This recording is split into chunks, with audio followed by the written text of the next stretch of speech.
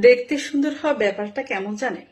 দেখতে সুন্দর হওয়া ব্যাপারটা অনেকটা বইয়ের উপর রংচঙা মলাটের মতো। মলাটটা নষ্টই হয়ে যায়।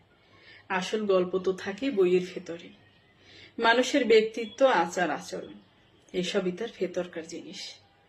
সুন্দর চেহারাও একদিন তার জৌলস হারায়, পেশিবহুল শরীরেও একদিন মেঘ জমে, মাথা ভর্তি চুলও একদিন পড়ে যায়।